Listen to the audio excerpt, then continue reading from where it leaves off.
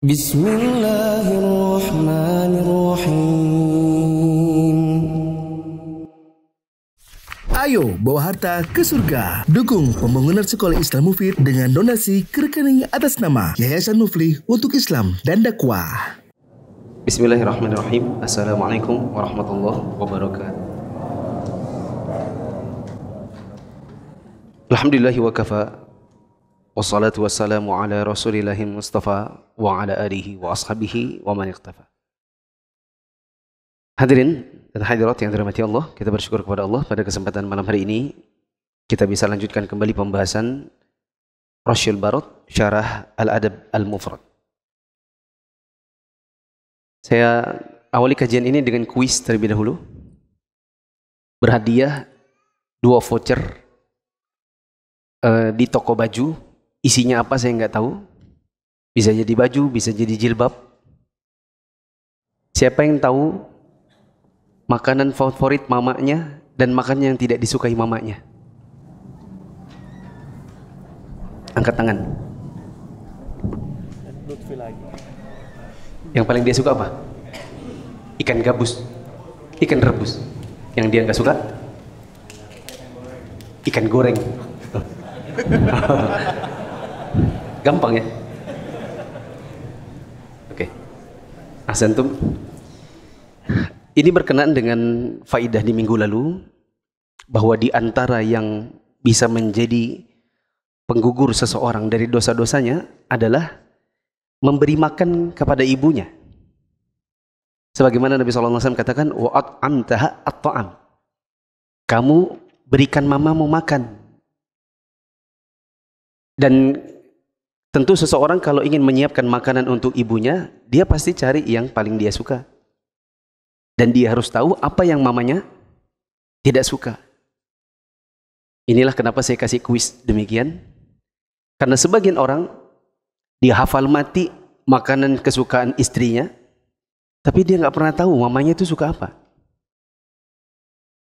Ada orang kalau teman-temannya, karena dia sering kongkow, jadi dia tahu temannya suka kopi yang mana, makanan yang mana. Tapi kalau ibunya, karena dia jarang nongkrong sama orang tuanya, maka sampai-sampai dia tidak tahu makanan apa yang disukai ibunya. Pada malam hari ini kita akan masuk dalam bab ke-6, yaitu membalas budi bagi orang tua. Di buku yang kita baca halaman 22. Untuk menghemat waktu kita dengar membacakan bahasa Indonesia. Sedangkan jamaah silakan menyimak baik Arab maupun Indonesianya. Hanya saja kalau bisa bahasa Arab, lebih bagus pakai yang PDF Arab. Silakan. Berkata penulis, bab ke-6 balas budi bagi kedua orang tua. Hadis yang ke-10. Khobisah berkata, Sufyan mengabarkan kepada kami dari Suhail bin Abu Shalih dari ayahnya. An Abi Hurairah an Nabi sallallahu alaihi wasallam qala la yajzi waladun walidahu.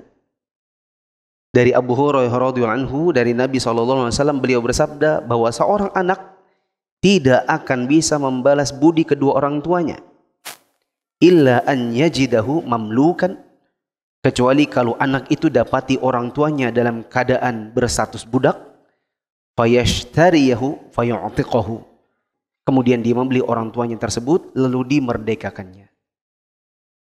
Penjelasan kata la yajzi, yaitu seseorang tidak akan mampu membalas budi orang tuanya dengan sekedar berbakti dan menunaikan haknya. Kata yang kedua, yajiduhu mamluk, yaitu mendapati orang tuanya dalam keadaan berstatus budak. Kata yang ketiga, fayu'tiqah, artinya memerdekakannya dengan cara membelinya. Jamaah yang dirahmati Allah, kalau kita bertanya bagaimana cara kita membalas budi kedua orang tua kita, maka kata Nabi SAW, tidak ada cara untuk membalas budi kedua orang tua. Bahkan satu hentakan nafas ketika ibu melahirkan kita itu tidak akan pernah terbalas. Kecuali kalau seseorang dapati ibunya atau orang tuanya berstatus sebagai seorang budak, kemudian dimerdekakannya. Perlu dicatat dekat situ, memerdekakan orang tua dengan semata-mata dibeli. Tidak perlu 2 step. Tidak perlu setelah dibeli lalu kemudian diniatkan sengaja dimerdekakan. Karena dengan semata-mata dibeli, maka orang tua itu langsung merdeka. Kandungan hadis? Kandungan hadis yang pertama, yakni membeli orang tua yang berstatus budak merupakan kewajiban anak yang mampu hingga orang tuanya terbebaskan. Kata terbebaskan mungkin bisa diganti menjadi merdeka. Membeli orang tua yang orang tua ini berstatus budak, ya. Maka ini kewajiban bagi anak yang mampu agar orang tuanya bisa berstatus merdeka. Dan ini cara agar kita bisa balas budi kepada kedua orang tua. 2. Kandungan hadis yang kedua, memerdekakan budak sah cukup dengan kepemilikan kerabat.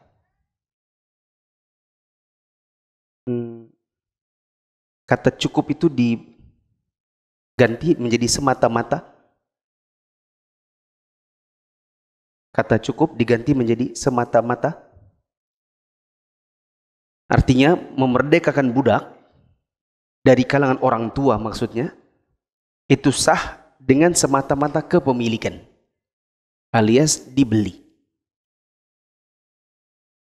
3. Kandungan hadis yang ketiga, seorang anak tidak dapat memenuhi hak orang tua yang berada dalam keadaan perbudakan hingga ia memerdekakannya dengan cara membelinya. Jemaah, perhatikan ya. Ketika Nabi SAW mengatakan tidak bisa kita balas budi kepada orang tua kecuali kita merdekakan dia dari perbudakan. Pertanyaannya, di masa dahulu adakah kisah sahabat Nabi beli orang tuanya? Sejauh saya baca-baca dari kisah-kisah para sahabat, kita tidak dapati sahabat Nabi beli orang tuanya. Maksudnya gini, dulu yang ada perbudakan saja, kita tidak dapati ada sahabat Nabi beli orang tuanya. Bagaimana kalau di zaman sekarang? Dengan kata lain, di zaman sekarang tidak ada cara untuk kita balas budi orang tua kita. Bahkan misalnya orang tua kita di penjara misalnya karena kasus apa, kemudian kita bebaskan mereka karena kita pengacaranya, itu tidak bisa membalas budi orang tua. Pernah dengar ada orang gendong orang tuanya tawaf? Ya. Lalu dia bertanya kepada sebagian sahabat Nabi, apakah ini sudah cukup untuk membalas kebaikan orang tua saya? Maka dijawab tidak. Meskipun hanya sehentak nafas pun tidak. Oleh karenanya kita katakan, karena kita itu tidak mungkin membalas budi orang tua, maka bahagiakanlah mereka dan jangan sampai membuat mereka marah atau bersedih. Bersedih yang saya maksud tentu bersedih dengan kelakuan nakal kita. 4. Kandungan hadis yang keempat, keagungan hak orang tua dalam Islam. Catatan, tidak berarti kalau kita tidak bisa balas budi orang tua di zaman sekarang, kemudian kita berkata, ya sudah, wong gak bisa juga membalas budinya, ya sudah. Itu tidak berarti kemudian kita bermalas-malasan untuk berbakti kepada orang tua. Hadis ke-11. Hadis yang ke-11. Adam mengabarkan kepada kami, ia berkata, Syu'bah mengabarkan kepada kami, ia berkata, Haddatsana Sa'id ibn Abi Burdah. Sa'id bin Abi Burdah mengabarkan kepada kami, dia berkata, Sami'tu Abi yuhaddithu annahu syahida ibn Umar wa rajulun yamaniyun yatufu bil baiti hamala ummahu wa ra'a dhahrihi yaqul. Aku pernah mendengar ayahku bercerita bahwa ia melihat Ibnu Umar bercakap dengan seseorang dari Yaman yang sedang melakukan tawaf di Ka'bah. Dia tawaf di Ka'bah sambil menggendong ibunya di punggungnya. Orang itu bersenandung membunyikan bait syair, Inni laha ba'iruha al-mudhallal in udh'irat rikabuha lam udhra'. Aku baginya adalah, aku maksudnya anak ini, si laki-laki Yaman ini yang sedang gendong ibunya, dia bilang, aku baginya, bagi ibuku adalah unta tunggangan yang tunduk. Jika penunggangnya mengalami ketakutan, tapi aku tidak mengalami ketakutan. Maksudnya begini, ya, boleh dicatat dekat situ. Maksudnya adalah dia, si anak ini gendong itu dengan senang hati. Gendong, senang hati. Bukan terpaksa. Makanya dia katakan, aku ini tunggangan yang tunduk. Kalau biasanya penunggang unta itu takut, kalau aku tidak takut, malah aku dengan senang hati untuk menjadi tunggangannya mamaku. Sambil dia bersenang demikian, maka dia berkata kepada Ibnu Umar, "Ya Ibnu Umar, aturani jazaituha?" Wahai Ibnu Umar, apakah menurutmu saya ini gendong mamaku tawaf? Ya, sambil tawaf di Ka'bah aku dijadikan tunggangan dan aku ini senang hati. Sama sekali enggak di dalam hatiku itu terpaksa, tidak ada. Apakah aku sudah bisa dikatakan membalas budinya? Maka Ibnu Umar berkata, "La wala bizafratin wahidah." Belum. Kamu gendong mamamu demikian itu belum bisa membalas budinya. Meskipun hanya setarik nafas saat dia melahirkanmu pun belum bisa dibalas. Tsumma tawafa Ibnu Umar. Kemudian Ibnu Umar tawaf, ya, fa'atal maqama fa shalla raka'atain. Kemudian setelah itu dia datang ke maqam Ibrahim, lalu kemudian salat sunnah tawaf. Tsumma qala, lalu dia ngomong lagi sama laki-laki tadi.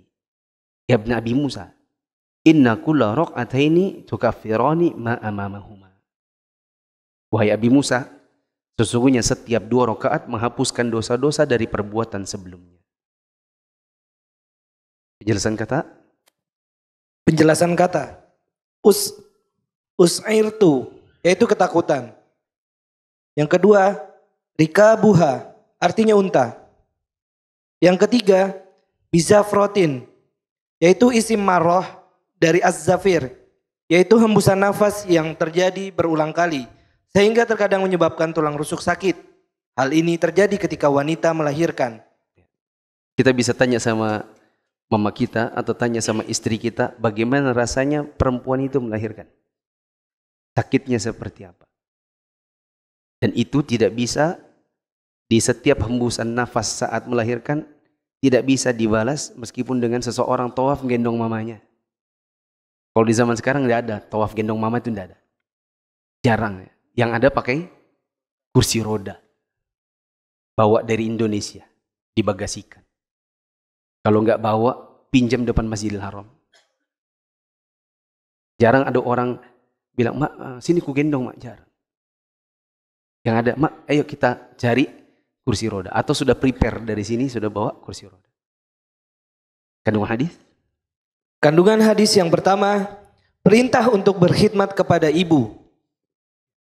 Hadis ini mengandung perintah untuk kita berkhidmat kepada orang tua, terutama ibu. Sekarang kita evaluasi diri kita masing-masing, teman-teman. Khidmat apa yang antum sudah lakukan paling besar kepada ibu antum? Ya. Ada orang bilang, "Saya Ustadz, alhamdulillah sudah bawa umroh mama saya." Semoga yang belum pernah Allah mudahkan. Ada yang bilang, "Saya sudah bawa haji mama saya, furoda." Ada yang bilang, "Alhamdulillah Ustadz, saya tiap hari ngantar mama saya ke terapi." Apa khidmat kita kepada ibu kita masing-masing? Silakan dievaluasi. Kalau yang orang tuanya sudah wafat, tentu khidmat yang paling besar adalah berdoa. Mendoakan orang tua, jangan sampai terlupakan. Kedua, Kandungan hadis yang kedua, besarnya hak kedua orang tua atas anak. ya. Yang ketiga, salat dapat menghapus dosa-dosa kecil.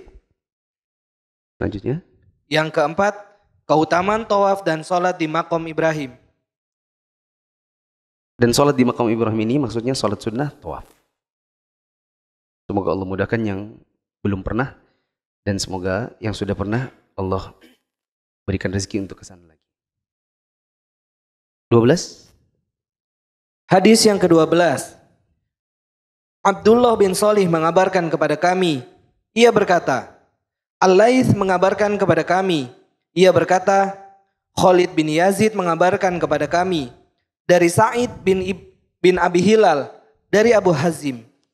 An Abi Murrah maula Aqil, dari Abu Murrah yaitu maulanya Aqil, anna Aba Hurairah kana yastakhlifuhu Marwanu wa kana yakunu bihi al-Hulaifah.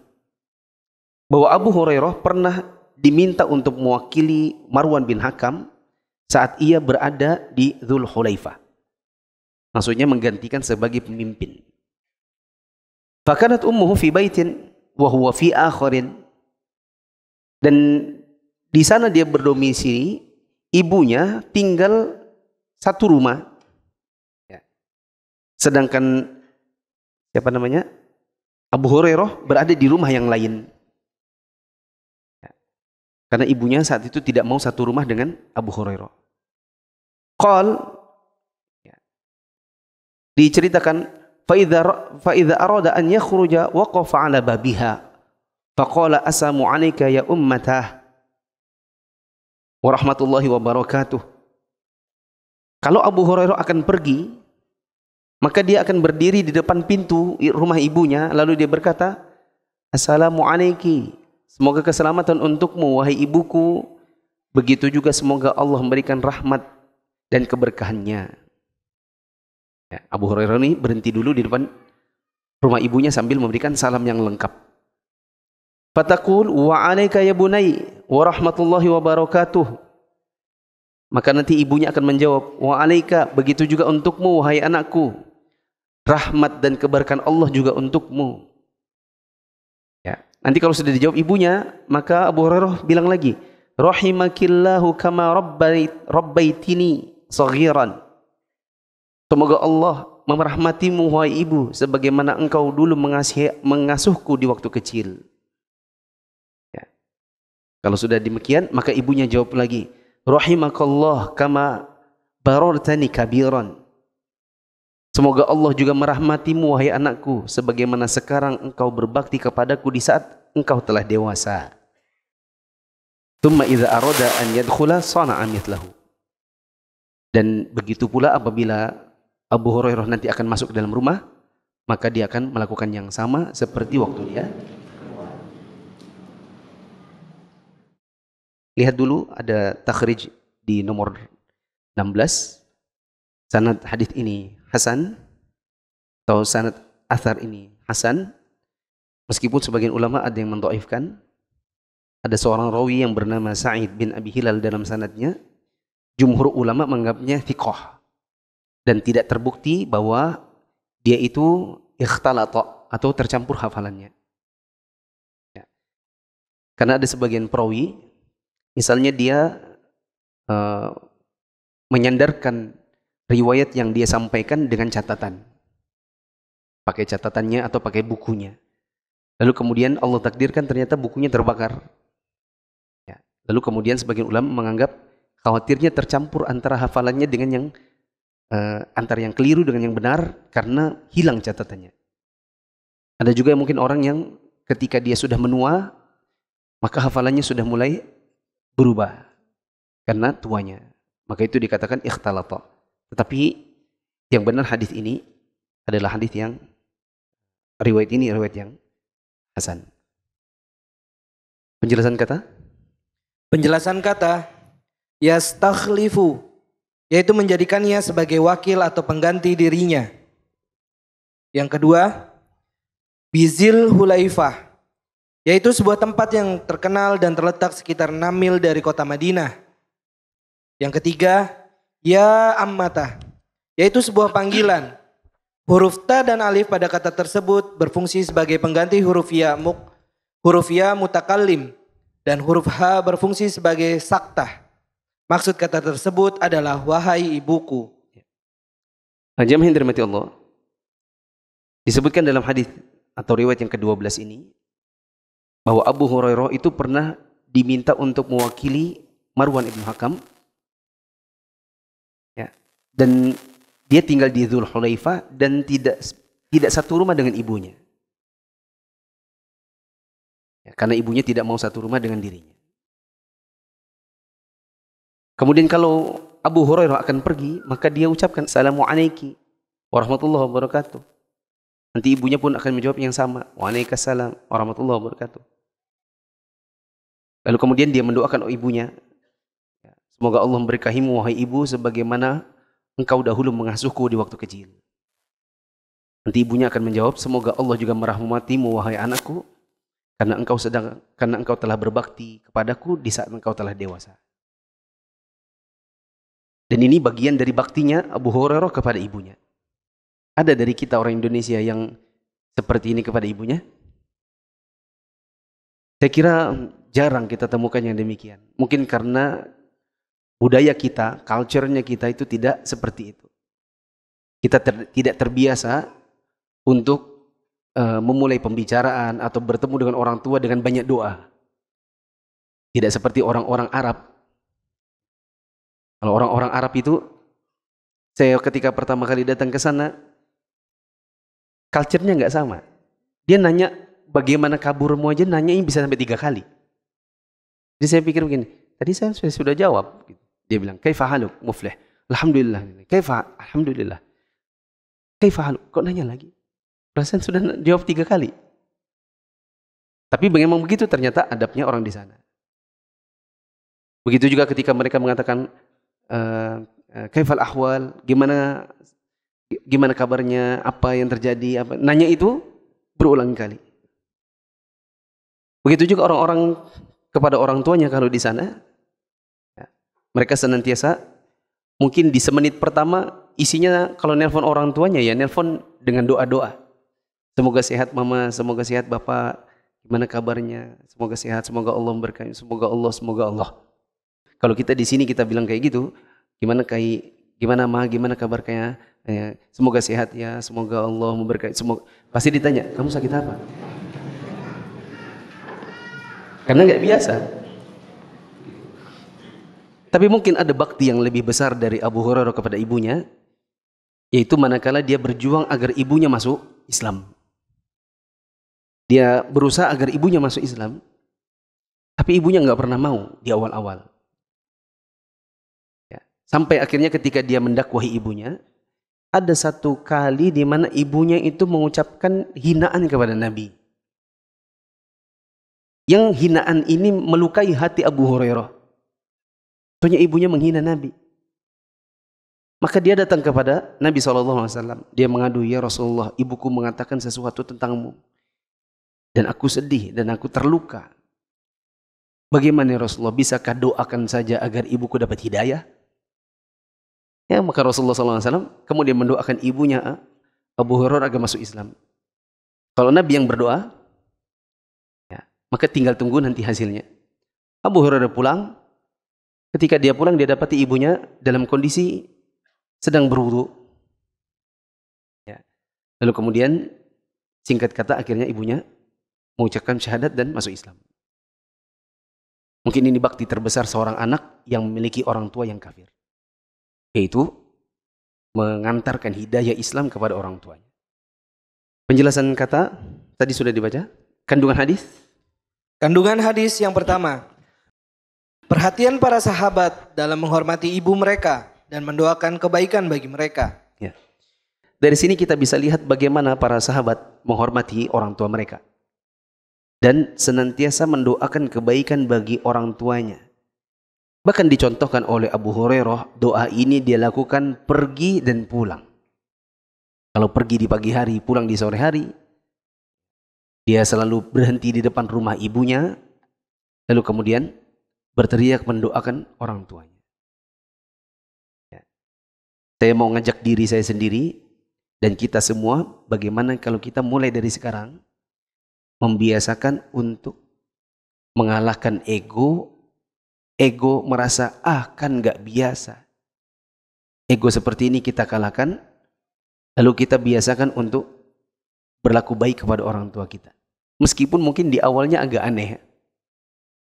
Coba antum tidak biasa cium bapak antum, terus tiba-tiba cium. Kira-kira apa yang dia lakukan? Mungkin dia tepis bibir antum. Apa ini katanya? Apa ini? Kini langsung ambil tisu, dilapnya bekas bibir. Ya. Kenapa kamu? Sakit apa? Ada ikhwan. Kebetulan dia ada di sini. Dan barusan ikhwan itu menatap saya. Dia pernah di bulan Ramadan duduknya di sebelah sana. Waktu dinding itu belum ada. Tahun 2014. Ya. Saya ceritakan kisah saya bahwa saya itu tidak jadi S3 meskipun dosen sudah bilang kalau kamu mau S3 tidak usah tes, langsung aja lanjut. Ya. Akhirnya saya pikir saya S3, kuliah mungkin 4 tahun, 5 tahun. Bapak saya 68 tahun. Berarti bapak saya mungkin kalau saya pulang jadi doktor 72 tahun, itu pun kalau masih hidup. Sehingga kalau seandainya saya dapati ternyata bapak saya sudah tidak hidup, sudah dikubur, saya pulang bawa dokter nggak ada gunanya. Soalnya nggak punya bakti kepada orang tua.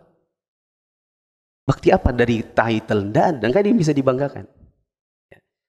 Setelah saya ceritakan, kemudian ada sebagian ikhwan yang mungkin menangis gitu ya, termasuk ikhwan tersebut. Duduk dia di sebelah sana, ya mas ya. Dia duduk di sana, langsung nelpon mamanya. Begitu dia nelpon mamanya, dia bilang, Bu, gimana kabarnya Bu? Malah ditanya, kenapa kamu Le? Dikira apa? Karena sesuatu yang tidak biasa. Ya, tidak terbiasa tanya kabar ibu mungkin begitu. Sehingga ketika anaknya mencoba bertanya, maka ibunya tanya balik, kenapa? Ada apa? Enggak Bu, enggak.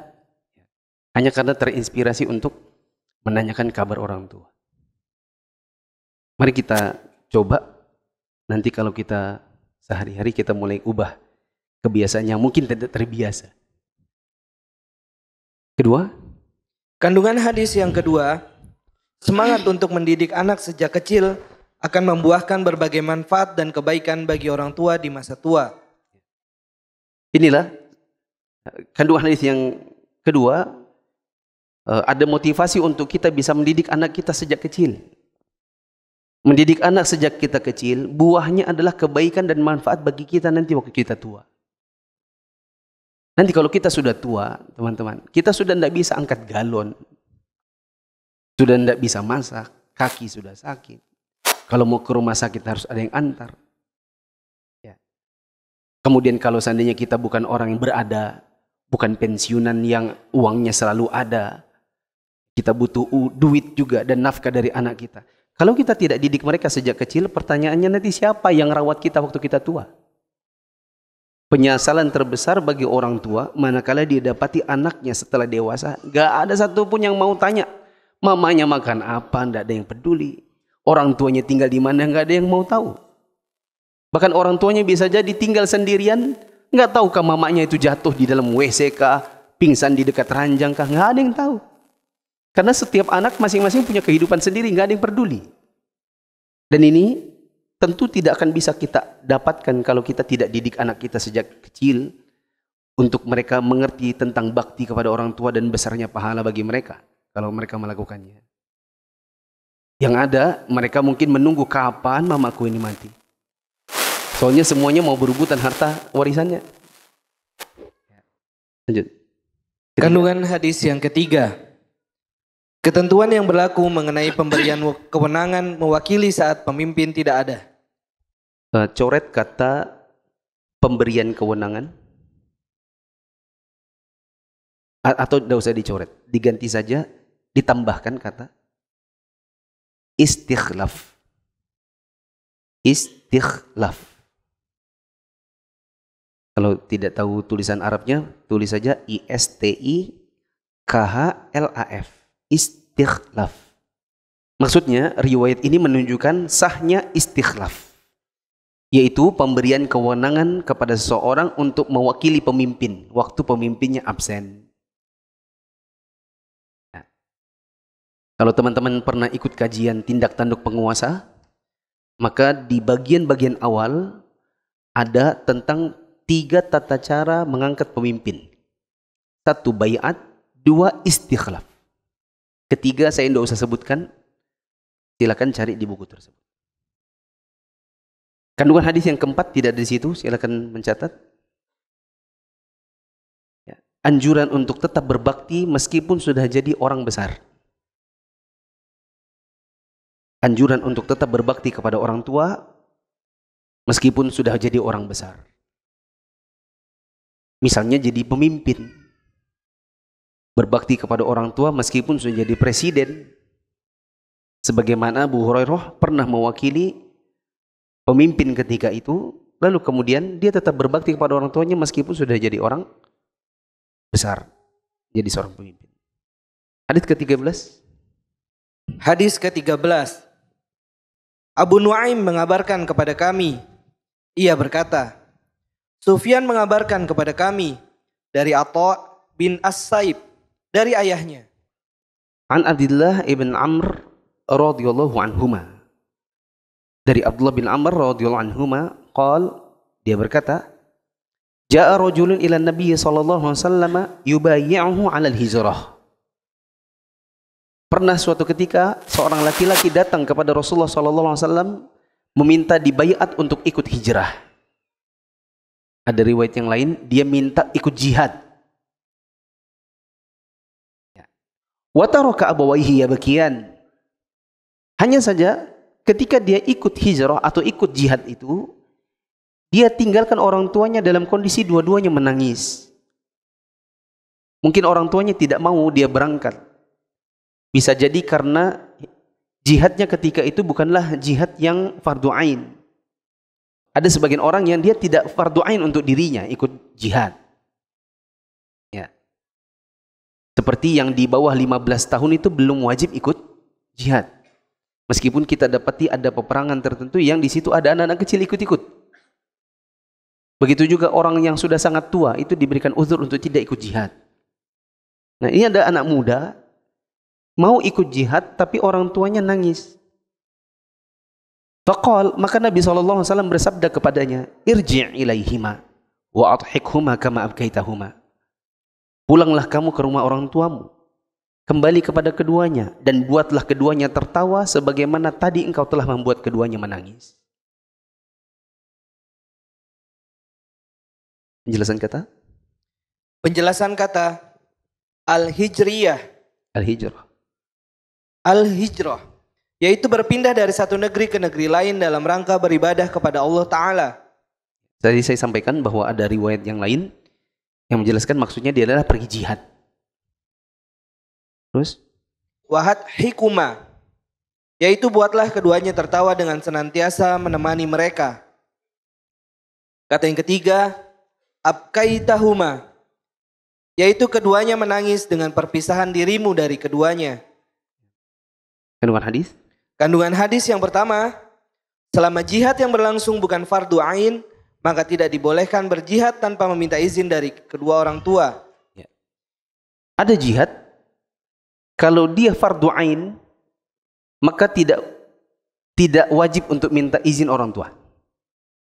Kalau ada jihad dan jihad itu fardu ain untuk dirinya, maka tidak mengapa tidak minta izin kepada orang tua.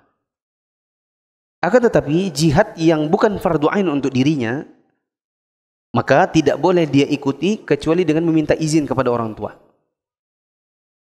Ya, tadi saya sebutkan contohnya anak muda usia 14 tahun. Kenapa saya katakan 14 tahun? Ya, di antara para ulama kita ada yang mengatakan bahwa di masa Nabi SAW yang diwajibkan itu adalah yang 15 tahun ke atas. Dan itu menjadi dalil bahwa balighnya seseorang itu dengan usia 15 tahun, siapa tahu sampai usia 15 dia belum pernah mimpi basah. Siapa tahu ada orang sampai usia 15 tahun belum mimpi basah. Rambut kasar di kemaluannya belum tumbuh. Payudaranya juga belum tumbuh. Dia belum haid. Tapi usianya 15 tahun. Maka 15 tahun itu sudah cukup untuk mengatakan dia seorang yang sudah baligh. Dalilnya adalah tidak diwajibkan jihad di masa itu kecuali yang 15 tahun ke atas. Nah, mungkin laki-laki ini adalah laki-laki yang jihad untuk dirinya bukan fardu ain. Makanya Nabi suruh dia minta izin sama orang tuanya Dan ketika orang tuanya tidak mengizinkan dan orang tuanya menangis, maka Nabi SAW suruh dia kembali pulang. Kedua, kandungan hadis yang kedua, hadis ini merupakan dalil bahwa laki-laki tersebut melakukan jihad secara sukarela karena Nabi enggan menerima baiatnya. Saya kira jelas. Kemudian, kandungan hadis yang ketiga, perhatian Nabi SAW terhadap orang tua dan beliau menekankan untuk mencari keriduan mereka. 4. Kandungan hadis yang keempat, keutamaan berbakti kepada orang tua, keagungan hak mereka dan besarnya pahala berbakti kepada mereka.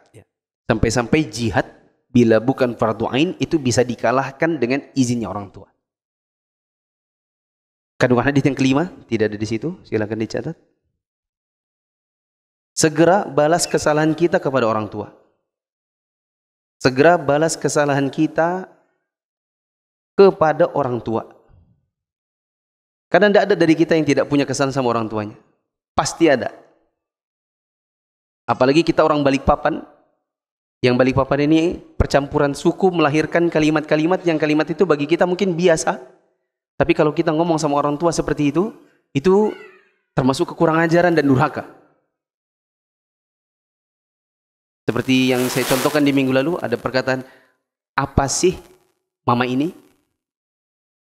Ya, itu kalau di orang Arab mungkin dikatakan uf, cih. Mungkin kita di sini nggak lazim bilang cih. Tapi kalau bilang, apa sih mama ini? Ini muyaknya mama ini. Sudah sangat biasa dilakukan oleh anak-anak di Balikpapan. Dan kalimat seperti itu kalimat durhaka. Ya.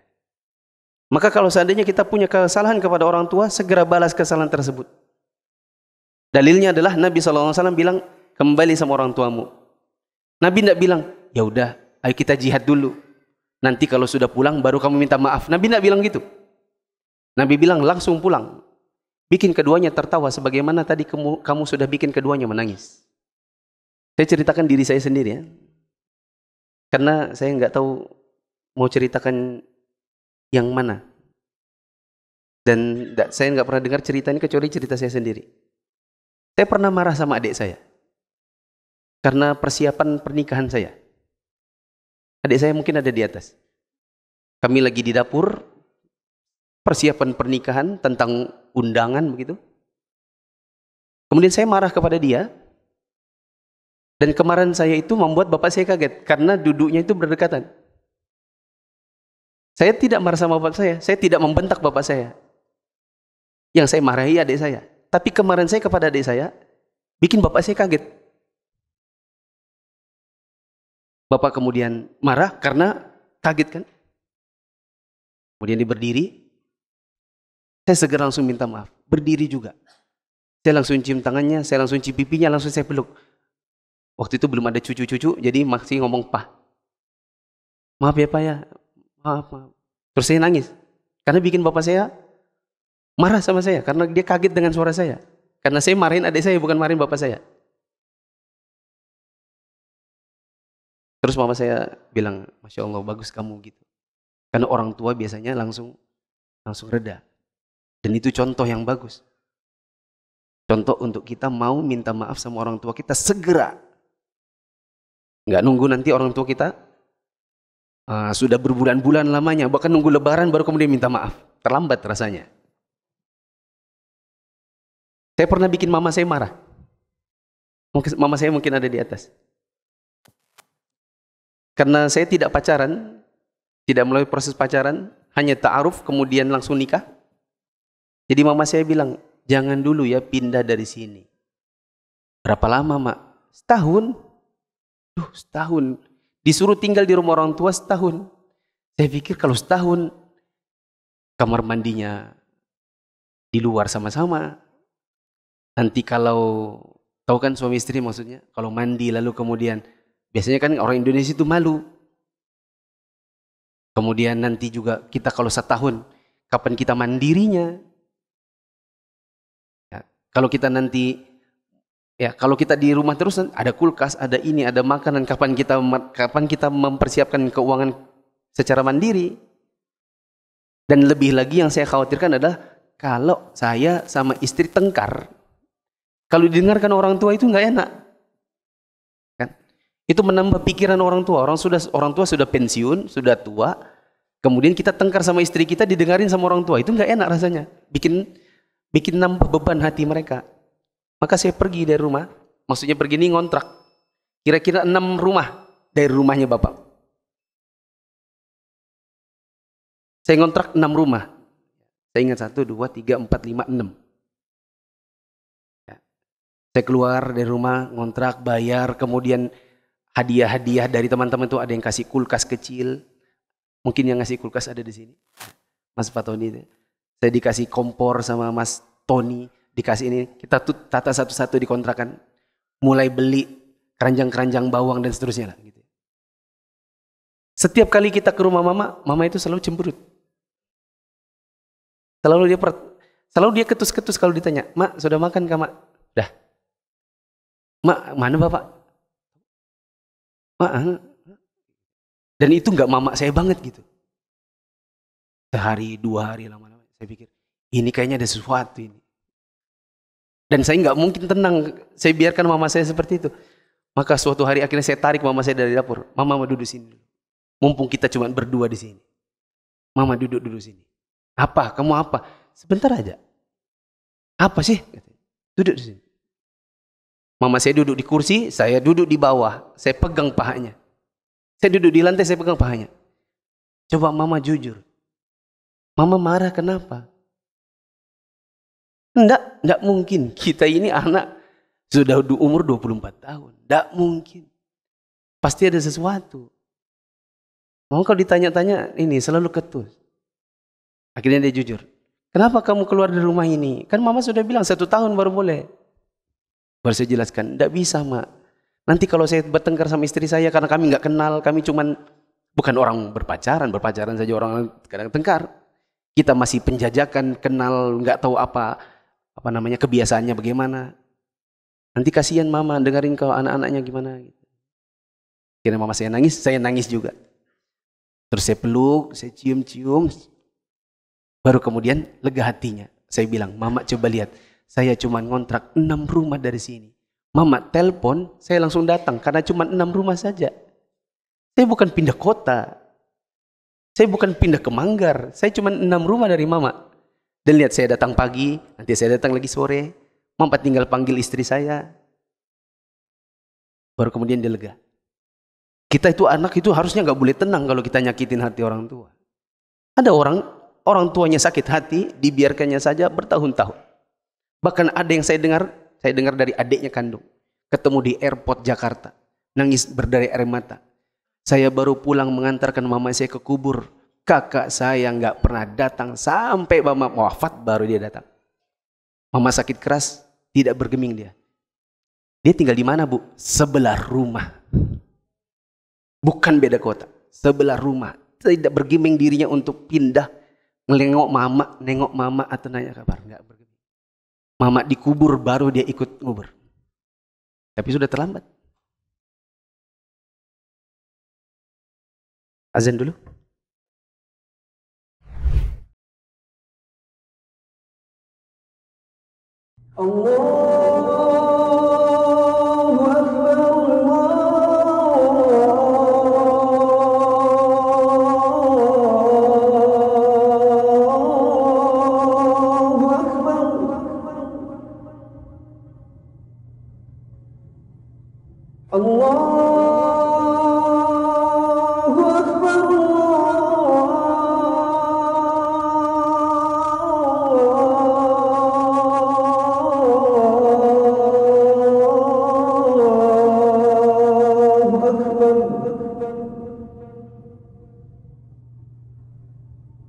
أشهد أن لا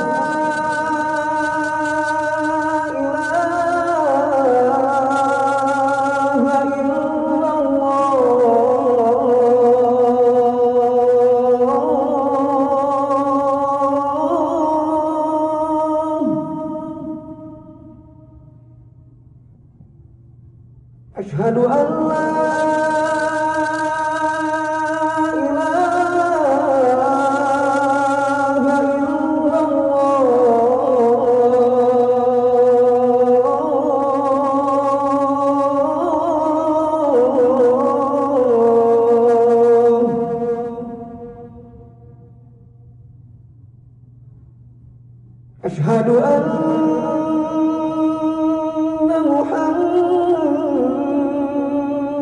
رسول الله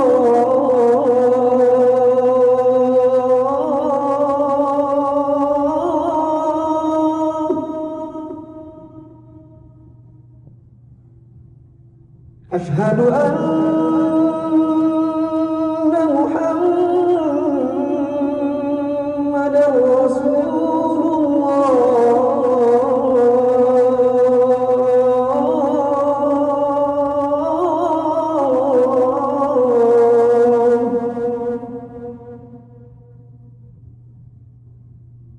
حي على الصلاة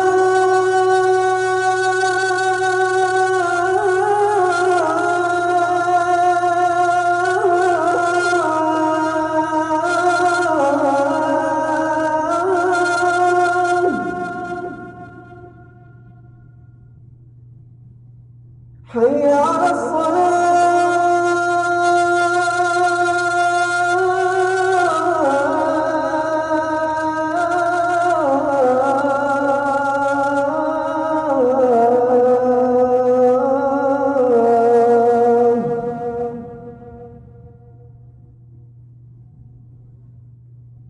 حي على الفلاح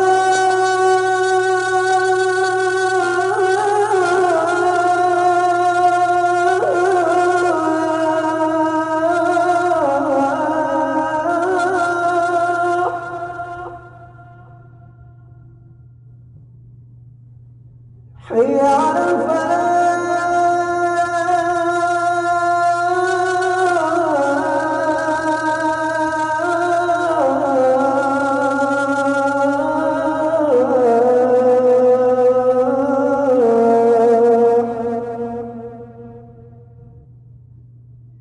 الله أكبر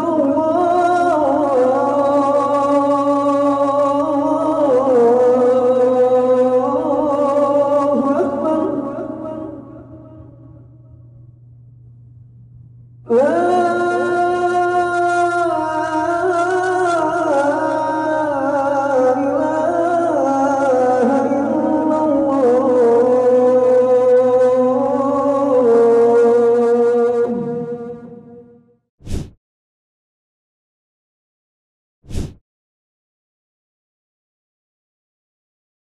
Kita bahas hadis yang terakhir, ke-14. Hadis yang ke-14. Abdurrahman bin Syaibah mengabarkan kepada kami. Ia berkata, Ibnu Abil Fudaik berkata, Musa mengabarkan kepadaku.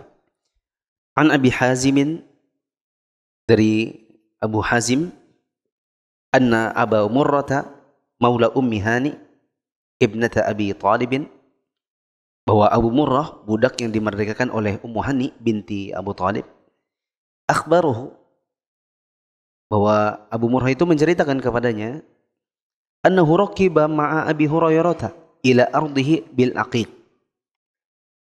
bahwa dia naik kendaraan bersama Abu Hurairah ke daerahnya yang bernama Al-Aqiq.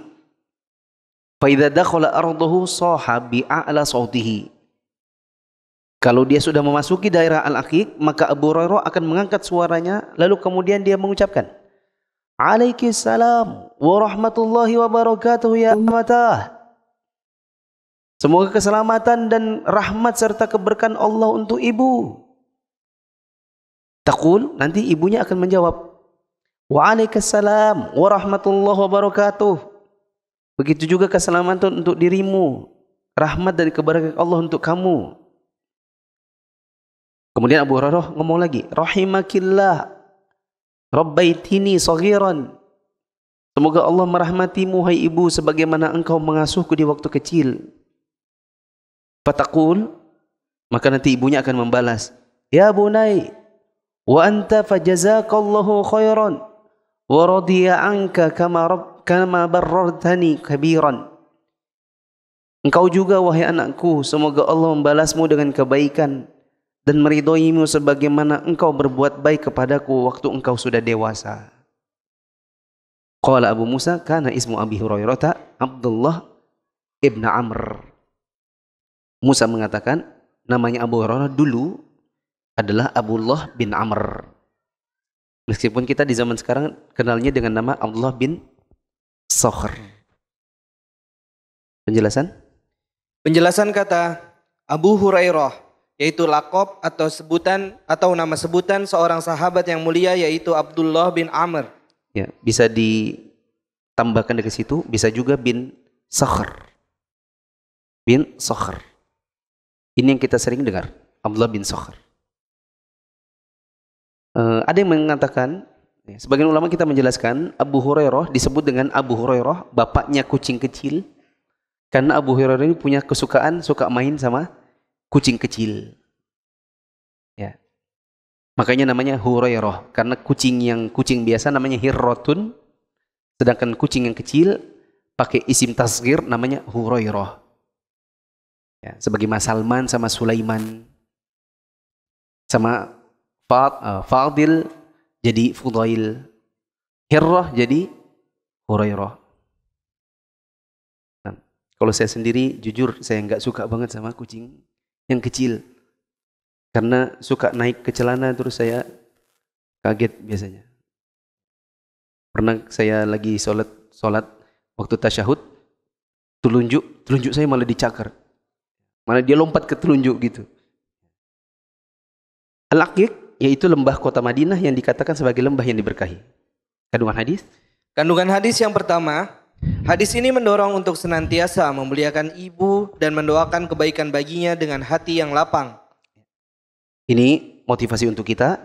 Tadi saya bilang yuk mari kita mulai membiasakan kebiasaan baru yang kebiasaan ini berpahala, yaitu mulai kalau ngomong sama mama ada doa-doanya. Kalau nggak salah saya minggu lalu sudah pernah ngomong minimal doa apa? Jazakillah khairan. Misalnya ya, kita makan numpang di rumahnya orang tua atau mama kita kirimin apa, jazakillah khairan, jangan sampai hilang. Jangan bilang makasih ya mak. Makasih itu tidak ada cuma terima kasih. Tapi jazakillah khairan itu artinya apa? Semoga Allah membalasmu dengan kebaikan. Kedua, kandungan hadis yang kedua, anjuran agar membalas salam dan mendoakan kebaikan kepada pihak yang terlebih dahulu mengucapkan salam. Untuk salam, maka memberi salam hukumnya sunnah. Adapun membalas salam hukumnya wajib. Kecuali kalau dalam kondisi di dalam WC. Terus? Kandungan hadis yang ketiga, puncak keinginan seorang ibu adalah Allah memberikan kebaikan dan ridho kepada anaknya. Puncak keinginan seorang ibu adalah Allah memberikan ridho kepada anaknya. Allah memberikan kebaikan kepada anaknya. Ini puncak keinginan seorang ibu yang muslimah dan salihah. Adapun ibu muslimah tapi awam yang tidak belajar, keinginannya berbeda. Kebanyakan ibu-ibu awam keinginannya anaknya ya, supaya jadi dokter, supaya jadi profesor, supaya gajinya besar, kerja di Pertamina, kerja di, gitu kan? Ya. Makanya kadang-kadang ibu yang awam itu kalau memesankan anaknya yang kuliah, jangan lupa belajar, jangan lupa ya, jangan nggak kuliah, IPK-nya harus tinggi. Adapun sholat setelahnya, jangan lupa sholat, tapi sholat setelahnya. Bukan jangan lupa sholat, awas kalau tidak sholat. Dan jangan lupa belajar. Biasanya belajarnya dulu baru sholatnya. Ya. Dan bahkan jamaah yang dirahmati Allah, kadang-kadang kalau kita sakit, antum pernah nggak? Antum sakit, mama antum yang rawat. Mungkin ibu kita itu pengen posisinya dibalik. Kalau bisa mama aja yang sakit ya. Ya. Ada orang katanya waktu COVID dia dirawat ibunya. Ibunya sudah umur 70-an. Maka ibunya bilang, "Lele, harusnya ibu aja yang sakit. Kan ibu ini juga nggak lama lagi." Kalau ibu kita pengen ibu kita mati duluan dari anak-anaknya. Kalau anak kadang-kadang pengen mamanya mati duluan daripada anaknya, betul? Coba perhatikan. Ibu pengen ibu itu mati duluan daripada anaknya. Kalau anak, kadang-kadang anak itu pengen mamanya memang betul-betul mati duluan daripada anaknya. Apa sebab? Di antaranya adalah dia membutuhkan peninggalan orang tuanya.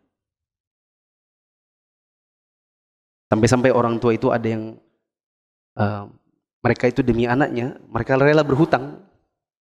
Meskipun salah ya. Meskipun salah, kalau orang tua sampai harus pontang-panting sampai berhutang demi memenuhi kebutuhan anak. Apalagi anak yang memang sudah sanggup bekerja. Ya. Makanya saya diceritakan sama sebagian ikhwan, dia bilang setelah saya sekolah lulus SMA, orang tua saya stop nafkah. Dia bilang, kamu sekarang sudah selesai pendidikan sampai SMA, kamu sudah bisa cari nafkah. Itu saya tidak salahkan juga. Daripada anaknya kemudian tidak mandiri. Karena waktu habis, ini pertanyaan saya simpan dulu, insya Allah di pertemuan yang akan datang. Subhanallahumma wa bihamdika, asyhadu an la ilaha illa anta, astaghfiruka wa atubu ilaik. Assalamualaikum warahmatullahi wabarakatuh.